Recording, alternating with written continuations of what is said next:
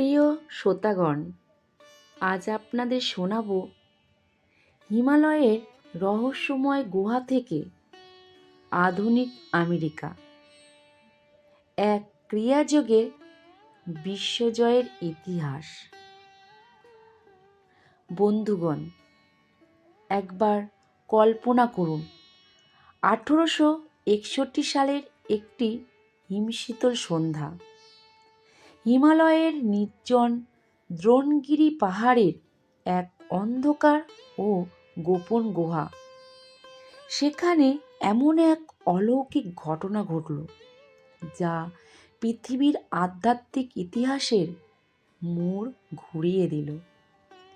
হাজার বছর ধরে লোকচক্ষুর অন্তরালে থাকা এক প্রাচীন বিজ্ঞান পুনরায় জাগ্রত হলো। এই সেই লুপ্ত বিজ্ঞান যা একজন সাধারণ মানুষকে ধীরে ধীরে ঈশ্বরে পরিণত করতে পারে। এই অমূল্য রত্নটি হলো ক্রিয়াযোগ। আজ আমরা জানব কিভাবে এই রহস্যময় বিদ্যা হিমালয়ের গুহা থেকে পাড়ি দিল সুদূর আমেরিকায় এবং কেন বিশ্বের তাবড় তাবড় সফল ব্যক্তিরা আজও এর ভক্ত। ক্রিয়াযোগ কোনো সাধারণ ব্যায়াম বা ধর্মবিশ্বাস নয়, এটি একটি প্রাচীন আধ্যাত্মিক প্রযুক্তি। তবে এই বিদ্যার প্রসারের পেছনে রয়েছে এক মহান ঋষির পরম্পরা। এই জ্ঞানগঙ্গার উৎস হলেন রহস্যময় মহাবতার বাবাজি। বলা হয় তিনি হাজার হাজার বছর ধরে সশরীরে আজও জীবিত আছেন।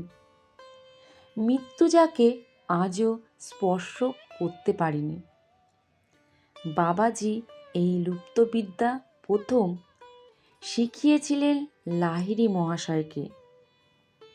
এরপর লাহিড়ী মহাশয় সেই জ্ঞান দান করেন শ্রী যুক্তেশ্বর গিরিকে, আর যুক্তেশ্বর গিরি তৈরি করেছিলেন তার প্রিয় শিষ্য মুকুন্দলাল ঘোষকে, যাকে আমরা আজ পরমহংস যোগানন্দ নামে চিনি। যোগানন্দজির ওপর দায়িত্ব ছিল ভারতের এই প্রাচীন সম্পদকে বিশ্বজুড়ে ছড়িয়ে দেওয়ার। এটি কেবল গল্প নয়, বরং এক জীবন্ত গুরু শিষ্যর পরম্পরার ইতিহাস। ক্রিয়াযোগ কি? এটি কি কোনো বিজ্ঞান?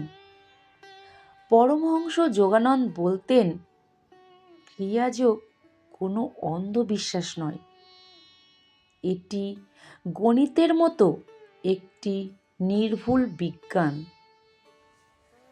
আমাদের সাধারণ শ্বাস প্রশ্বাসের মাধ্যমে প্রতিনিয়ত আয়ু ক্ষয় হয়, কিন্তু ক্রিয়াযোগের বিশেষ কৌশলে মেরুদণ্ডের ভেতর দিয়ে প্রাণশক্তি বা লাইফ ফোর্স নিয়ন্ত্রণ করা হয়।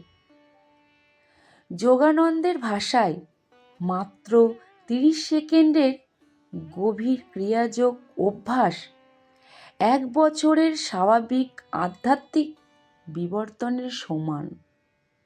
অর্থাৎ প্রকৃতি যেখানে সাধারণ মানুষকে উন্নত করতে কচ্ছপের গতিতে চলে, ক্রিয়াযোগ সেখানে মানুষকে জেট প্লেনের গতিতে মোক্ষ বা মুক্তির দিকে নিয়ে যায়। এটি আপনার মস্তিষ্ক এবং স্নায়ুতন্ত্রকে এতটাই শক্তিশালী করে যে আপনি মহাজাগতিক চেতনার সঙ্গে যুক্ত হতে পারেন। আপনার মনে হতে পারে, এগুলো কি শুধুই অলৌকিক দাবি? একদমই নয়। আধুনিক যুগের আধুনিকতম মানুষেরাও এই বিজ্ঞানের কাছে মাথা নত করেছেন। অ্যাপল কোম্পানির প্রতিষ্ঠাতা স্টিভ জবসের কথা ভাবুন।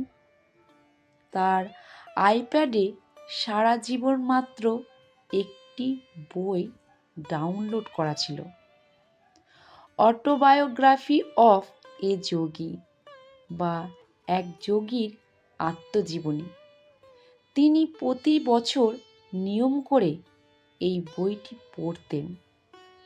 শুধু স্টিভ জবস নন, বিশ্বখ্যাত ব্যান্ড বিটলসের জর্জ হ্যারিসন থেকে শুরু করে বর্তমান সময়ের ক্রিকেট আইকন বিরাট কোহলি সকলেই স্বীকার করেছেন যে যোগানন্দজির শিক্ষা তাদের মনোযোগ এবং জীবন দর্শন আমূল বদলে দিয়েছে।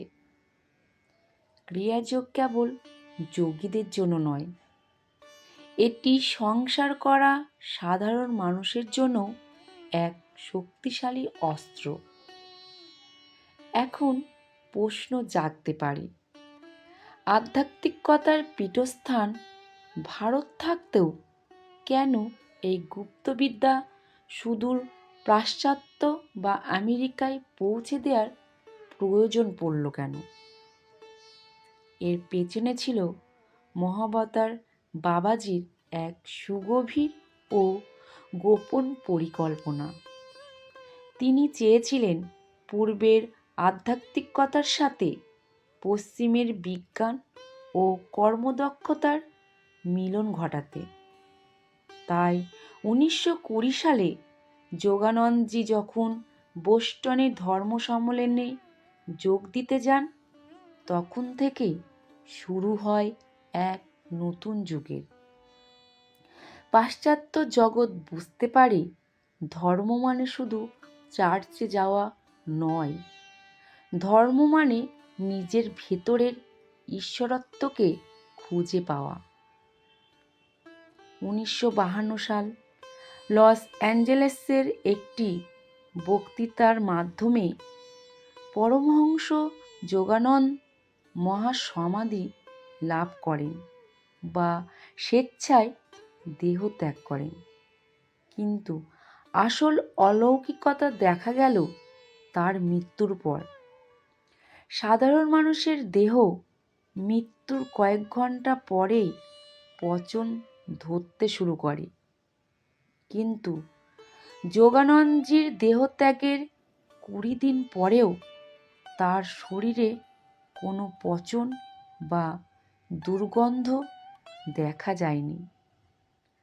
আমেরিকার ডাক্তাররা এই দৃশ্য দেখে স্তম্ভিত হয়ে গিয়েছিল।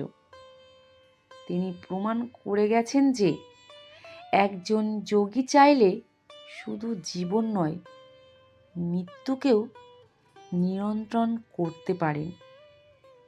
পরমহংস যোগানন্দ এবং ক্রিয়াযোগের এই যাত্রা আমাদের মনে করিয়ে দেয় আমাদের ভেতরেই অফুরন্ত সম্ভাবনা লুকিয়ে আছে। হিমালয়ের সেই গুহা থেকে শুরু হওয়া আলো আজ সারা বিশ্বকে আলোকিত করছে। আপনারা কি মহাবতার বাবাজির সেই রহস্যময় কাহিনীগুলো আরও বিস্তারিত শুনতে চান? তিনি কি আজও আমাদের মাঝে আছেন? যদি জানতে চান তবে কমেন্টে বাবাজি লিখুন। জয় শ্রীকৃষ্ণ। রাধে রাধে।